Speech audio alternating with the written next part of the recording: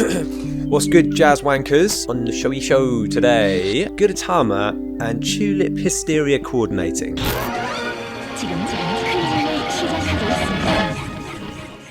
Tulip hysteria coordinating. Sounds like random words jumbled together, which is what drew me to it in the first place. Obviously, it's not about organising panicking flowers. So what is it? All will become clear, sort of. But first, we need to have a little art history lesson just to cue us up. Okay, so you know how old paintings seem to look like this and new paintings like this. But that shift away from just trying to recreate reality on the canvas, that actually happened at some point in time. So around 1870, we start to see the emergence of a movement in art known as Impressionism. But Impressionist paintings still tended to be a recognisable image of something. It's not until the very early years of the 20th century that a couple more movements blow the whole thing wide open. Expressionism and Cubism. And now you're basically getting into thoroughly modern, could be in an art gallery today style of art. Which brings us up to 1917 and an artist named Marcel Duchamp.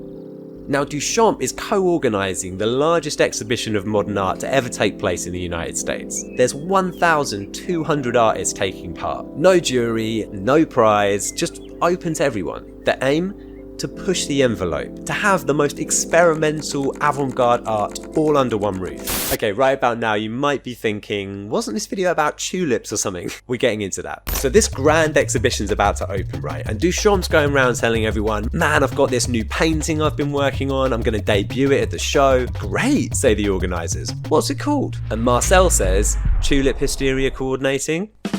Now to me this is obvious lols, but I guess number one is 1917. Surrealism hasn't even been invented yet. Dada, that's the one that came before, that's new. And number two, I think the art world has always taken itself too seriously. Marcel is just testing the boundaries. But what he's got planned is going to push the boundaries so far, it's going to change the history of modern art forever. But he doesn't know that yet. So the big day comes and the first annual exhibition of the Society of Independent Artists is about to open. And everyone's like, yo, Marcel, where's your tulips painting, bro? And Marcel, cool as a cucumber, says, actually, I think I've changed my mind. I'm going to show a sculpture instead. And everyone's like, sure, okay. And so Marcel Duchamp unveils his latest work, a shiny, new toilet. It's called Fountain. And it's just a urinal, nothing more, nothing less, but with a signature on the side, just a random name, R. Mutt, and the year 1917. Now, think about this for a second. 60 years before this, no one had even thought to paint something that wasn't realism or religion. And here's your boy Marcel showing up with a urinal that he's not even made, telling you to put it in your gallery. I mean, can you imagine the looks on their faces? So what happens? The rest of the organisers refuse point blank to put it in the exhibition. They even put out an official statement saying, its place is not in an art exhibition, and it is, by no definition, a work of art. In protest, Duchamp quits the exhibition, pointing out, well, it obviously wasn't that avant-garde or open to everyone after all, and by the way, you ain't getting that tulips painting neither. Come the opening day, everyone is talking about tulip hysteria coordinating. Where is it? Why has it been removed from the exhibition? Did it ever exist in the first place? And what's all this about a urinal? There were 1,200 artists at this thing. Does anyone remember them? No, they remember the bloke who showed up with a f***ing toilet and went, art? I mean, is there a more genius way of standing out from the crowd while simultaneously changing the history of art and having a bit of a laugh whilst you're at it? I mean, what a G.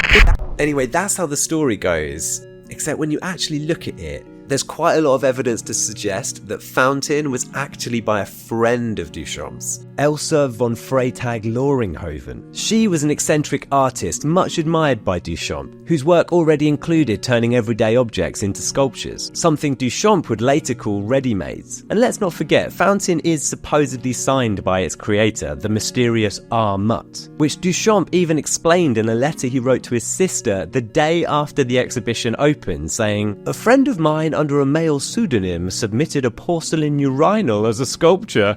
Kind of a weird thing to say if you did it. And the pseudonym thing. Because it was 1917, just like their Impressionist era counterparts, female artists just didn't get the same respect as men. so many use male names to exhibit or sell their work. But who's to say what really happened? Maybe Elsa did create Fountain and Marcel just took all the credit. We'll never know. But either way, tulip hysteria coordinating, this funny little non sequitur, this great little phrase, drew me to this story, drew me to contextualizing the last 100 years of art history. And how now, in a postmodern world, anything can be art. Mad shit is everywhere in every medium. I'm fixated on it. I'm making YouTube videos about it. So thank you, Marcel, or Elsa, or whoever else it was, for opening up all of our minds. And now for something completely different. Gudetama, that cartoon egg. I mean, everybody loves this little guy, right? When I first saw an episode, well, it was more of a compilation of episodes ripped from Japanese TV. I was fangirling pretty hard. I mean, it's a weird animation about a lazy egg yolk. What's not to like? And if you're like me and you're like jumping down the rabbit holes of quirky Japanese pop culture, then it doesn't get any better than Gudetama. It's original, it's funny, and he's got a cute butt. But now, all these years later, Gudetama is truly global. It's had a reboot on Netflix, something I never saw coming. And I would say I'm a medium fan. Like, I reckon I've seen easily 50 or 60 of the original episodes. I mean, I don't even know how many they made. Actually, what? 1,200? I've got some catching up to do. Oh, Gudetama plays Minecraft. This is amazing. You know, I'd always hoped that I could visit the Gudetama cafe in Osaka and eat Gudetama themed food, or visit the Sanrio theme park in Tokyo, where adults and children alike can stare into the arsehole of Gudetama. Nope, never happened. Never going to Tokyo. And it's not like anything like that would open in the UK, is it? So I guess lucky for me, he's been given the full CGI makeover. And it's actually pretty good. The visual effects are great, given the tricky task of trying to make a photorealistic Gudetama, which still retains all of his original charm. And Gudetama's creator, Emi Nagashima, otherwise known as Amy, is, quote, excited that with the Netflix show, many new people will be exposed to the lovable egg. Though there was one thing she was surprised about. We never expected his butt would receive such huge reception worldwide. I told you he's got a nice ass. You can see Gudetama on a seemingly endless array of merch, from plush toys to luggage, socks, slippers, stationery, to entire planes, trains, bakeries, noodle bars. You get the idea. So why this obsession? Well, a couple of things make Gudetama unique. Firstly, in contrast to most kawaii characters and mascots who are full of pep and charm, Gudetama's bored. Lazy, grumpy, which I guess is more relatable. And secondly, he's not cute in a kind of traditional cheesy way. He's kind of ugly cute. There's actually a whole category in Japan of things that are kind of cute but also kind of creepy or ugly at the same time, called kimo kawaii. This phenomena is super interesting to me. It means that in Japan you can get cuddly plushies not only of kittens but of giant isopods, which is perhaps the reason you can also find monstrosities like this in every toy shop in my town, or why I have a salad fingers that I can hug.